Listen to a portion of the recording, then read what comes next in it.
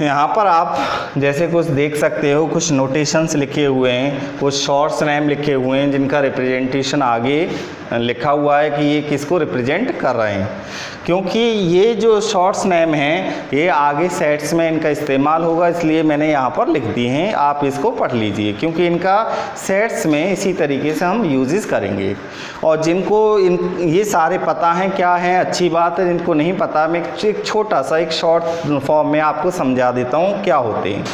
ठीक है, जैसे आप सभी ने होल नंबर्स पढ़े होंगे कि होल नंबर क्या होते हैं, आप सभी जानते होंगे आई होप कि होल नंबर जो 0 से स्टार्ट होते हैं, फिर 1 2 3 डैश डैश डैश डैश, इस तरीके से जो चलते हैं वो होल नंबर्स होते हैं।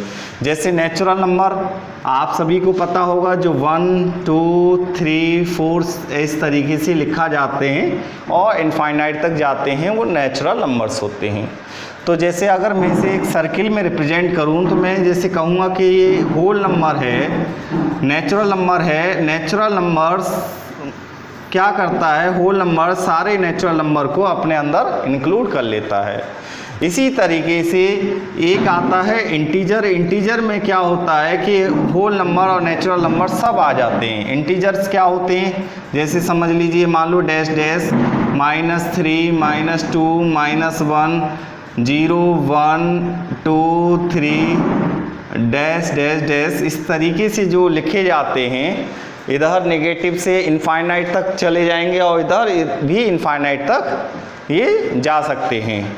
तो ये इंटीजर्स कहलाते हैं। तो इंटीजर्स में सारे होल नंबर्स आ जाते हैं और होल नंबर्स में सारे नेचुरल नंबर्स आ जाते हैं। और ये सब जो शामिल कर लेता है, उसको हम कहते हैं रेशनल नंबर्स।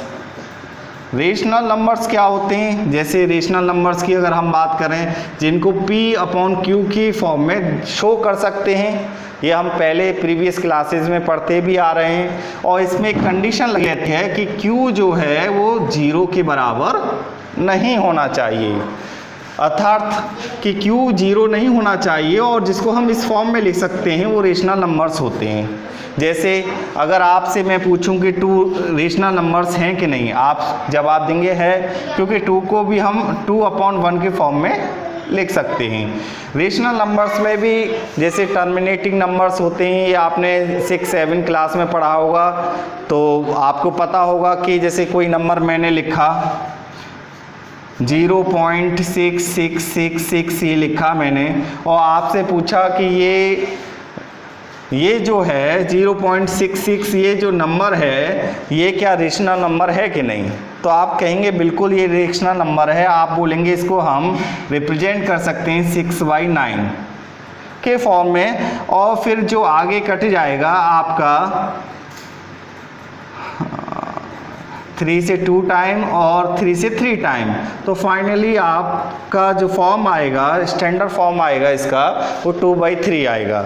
ये भी एक रेशनल नंबर्स को डिनोट करता है, ये भी एक रेशनल नंबर का रिप्रेजेंटेशन होता है।